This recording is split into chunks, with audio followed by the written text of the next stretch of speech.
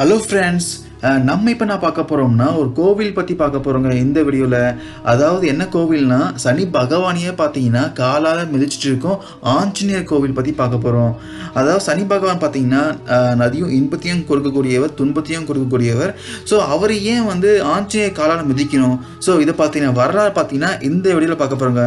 So வாங்க வீடியோக்குள்ளே போகலாம். சனி பகவானையே ஆஞ்சநேயர் பார்த்தீங்கன்னா தன்னுடைய காலால் அழுத்தம் திருத்தலம் ஒன்று இருக்குங்க.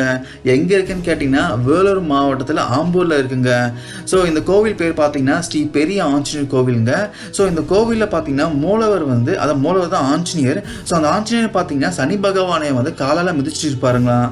ஸோ அது ஏன் காலால் மிதிக்கிறான்னு பார்த்தீங்கன்னா அது ஒரு பெரிய வரலாறே இருக்குங்க. ஸோ வாங்க பார்க்கலாம். அதாவது இலங்கையை ஆட்சி செய்த ராவணன் பார்த்தீங்கன்னா தன் தவ வலிமையால் அனைத்து கிரகங்களையும் வென்று தனக்கு அடிமையாக்கி வைத்திருந்தாங்க. அது மட்டும் இல்லாமல் சீதையையும் பார்த்தீங்கன்னா கடத்தி அசோகவனத்தில் சிறை வைத்தாங்க. ஸோ ஆஞ்சநேயர் பார்த்தீங்கன்னா இலங்கைக்கு போயிட்டு அதனை கண்டறிந்து ராமனிடம் சொன்னாருங்களாம். ஸோ அதுக்கப்புறம் பார்த்தீங்கன்னா ராமன் சீதையை மீட்க இலங்கை மீது போர் கொடுத்தாருங்க. அதுக்கப்புறம் பார்த்தீங்கன்னா போர் நடந்துட்டு இருக்குங்க. போரின் ஒரு கட்டத்தில் பார்த்தீங்கன்னா லக்ஷ்மணன் ஆபத்தான நிலையில் உயிருக்காக போராடிட்டு இருந்தாருங்களாம். ஸோ அதுக்கப்புறம் பார்த்தீங்கன்னா அங்கிருந்து ஜம்பவான்லாம் என்ன சொல்லியிருக்காங்கன்னா இமயமலையிலிருந்து சஞ்சீவி மூலிகை கொண்டு வந்தால் லக்ஷ்மணனை காப்பாற்றலாம் சொல்லியிருக்காங்க.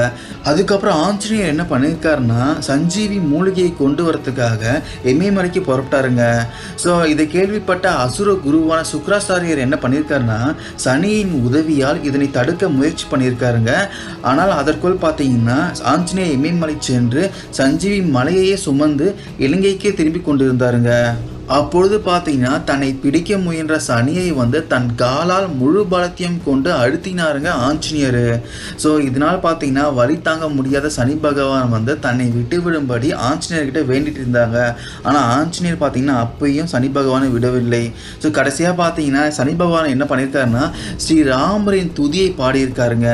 ஸோ ராமபிராரின் துதியை கேட்ட ஆஞ்சநேயர் என்ன பண்ணியிருக்காருன்னா சனியை தன் பிடியிலிருந்து விடுவித்தாருங்க.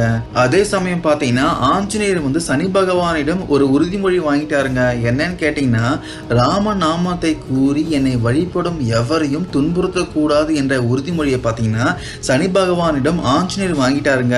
ஸோ இப்படி சனி பகவானையே ஆஞ்சநேயர் தன்னுடைய காலால் அழுத்தும் திருத்தலமே மூலவராக அமைப்பெற்ற திருத்தலம் பார்த்தீங்கன்னா ஸ்ரீ பெரிய ஆஞ்சநேயர் கோவிலுங்க. அது மட்டும் இல்லாமல் இந்த திருத்தலத்தில் அனுமனின் கால் பாதை பதிஞ்சிருக்கு சொல்றாங்க. அது மட்டும் இல்லாமல் அங்கே அருகில் உள்ள ஆனைமலையிலும் பதிஞ்சிருக்கு சொல்றாங்க. அதாவது பார்த்தீங்கன்னா ஆஞ்சநேயர் நம்ம சஞ்சீவி மலையை தூக்கிட்டு இலங்கைக்கு போகும்போது இந்த திருத்தலத்தில் கால் பதிச்சதாகவும் ஆனைமலையிலும் கால் பதிச்சதாகவும் சொல்கிறாங்க.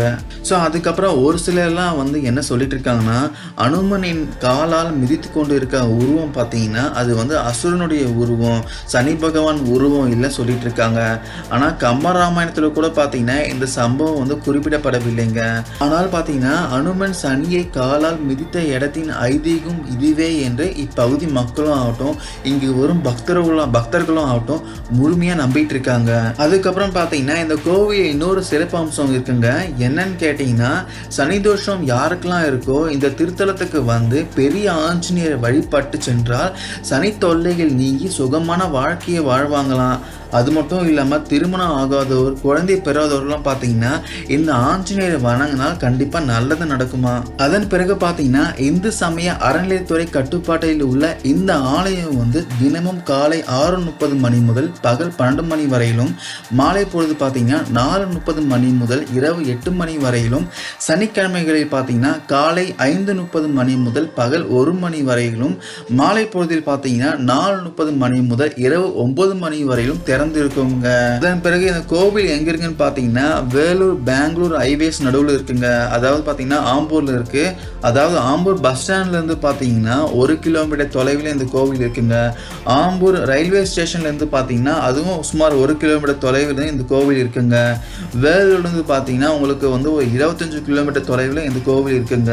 ஸோ சனி தொல்லை உள்ளவர்கள்லாம் பார்த்தீங்கன்னா இந்த கோவில் போய் நீங்க வழிபட்டால் கண்டிப்பா சனி தொல்லையில் இருந்து நீங்க விடுபடுவீங்கள், சுகமான வாழ்க்கையும் வாழ்வீங்கள். ஸோ எல்லாரும் சென்று வாருங்கள். ஸோ இந்த கோவில் பற்றிய கேள்விகள் வேறு ஏதாச்சும் இருந்துச்சுன்னா நீங்கள் கமெண்ட் பண்ணலாம், நான் உங்களுக்கு கிளாரிஃபிகேஷன் கொடுக்குறேன். ஸோ இந்த அப்டேட்ஸ் உங்களுக்கு யூஸ்ஃபுல்லாக இருக்கும்னு நினைக்கிறேன். Thank you guys.